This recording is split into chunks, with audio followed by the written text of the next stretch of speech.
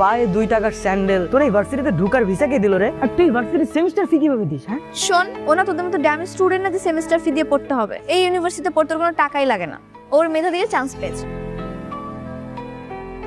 প্রতিদিন দুপুর বেলা 4 বিস্কুট খান, মানে সারাদিন থাকতে পারেন তো?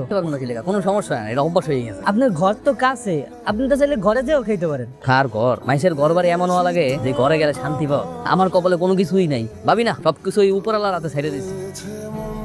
আরে ভাই, কি করতেছেন এইসব? এই, মাসে মাসে থাকতে পারবা, ভাড়া দিবে না, এইরকম ভাড়াটি আমার দরকার নাই। ভাই আমি আপনার বললাম তো, আমার 2 দিন সময় দেন, আমি আপনার সব টাকা দিয়ে দিতেছি ভাই। তোমার সময় দেওয়ার আমার টাইম নাই, গাড়ি বুঝকাবেন দিয়ে চলে যাবা।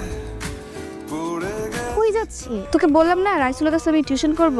আমার তো মনে হচ্ছে তুই ভালোবেসে ফেলেছিস। তোরা হয়তো খুব রিচ কিড, স্মার্ট, ড্যাশিং ছেলে পছন্দ করিস। আমি সবসময় চেয়েছি লাইফ পার্টনার হিসেবে একজন সহজ সরল কেয়ারিং মানুষ, যেটা আমি ওর মধ্যে দেখতে পাই।